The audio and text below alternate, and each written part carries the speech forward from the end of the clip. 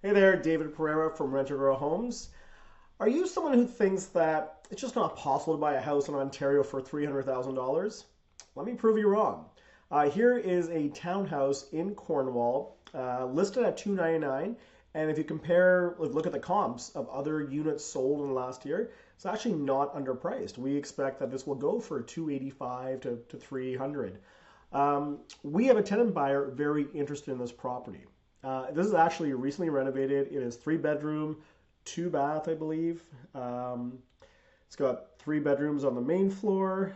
It's got a family room, laundry room in the basement. So it is a fully functioning townhome. And it is a perfect budget and a perfect fit for one of our tenant buyers. So I'm going to go through the numbers now of what this deal looks like. So in terms of what we're targeting here for our tenant buyers, Kris and Sylvie, we're looking at a $300,000 purchase price. Now it's possible we may get it slightly less, but let's assume $300,000.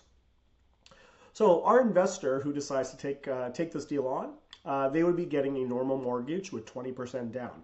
So, and we're assuming this is going to be a 3-year term. So if we're buying for $300,000 today, the tenant buyer is going to buy back from the investor at $347.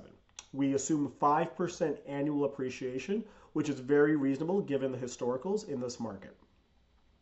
So 80% mortgage, 20% down, which is $60,000. We're assuming an interest rate of 5%.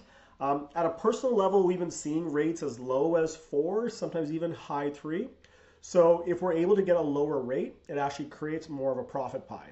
But for the purpose of this model, I've forecasted 5%. Legal costs, we're forecasting $3,000. Appraisal is about $600. Land transfer tax for $300,000 would be $2,975. We charge a fee of $3,000 up front. The tenant buyer is in for $10,000, so that's their skin in the game and upfront down payment of $10,000. I add these numbers up, and we get to $59,575. This is what the this is what the investor is in for. Now, in terms of what comes in every month, the tenant buyer is going to be paying $2,050 in rent, which is market value, slightly below market value actually. They're going to be paying $450 in terms of an option credit. This is their forced savings. We add this up after 36 months, add that to their $10,000, and that is the down payment they're going to use to buy this house back from you. Your mortgage is going to be about $1,400 based on 5% interest rates, so obviously it could be lower. Insurance will be around $200, probably less. Property tax, I think right now is about $180 per month, so we're just overestimating a little bit. So each month we have about $700 left in the bank account. I'm going to pay out $500 to you as the investor, so you get an e-transfer every month of $500 in cash flow. I take a property management fee of $100, and we leave a float of $100 a month. Now let's go to closing in 2028. So the new price is $348. We return the deposit that they gave us, the $10K. We return their 36 months of option credit payments. Obviously, there's a mortgage discharge and legal. So total proceeds from the deal at sale is this. Now, how much overall profit is available in this deal? Well, total appreciation is $340 to $347, so $47,000. We had about $15,000 in mortgage pay down over 3 years, and we had some rental cash flow.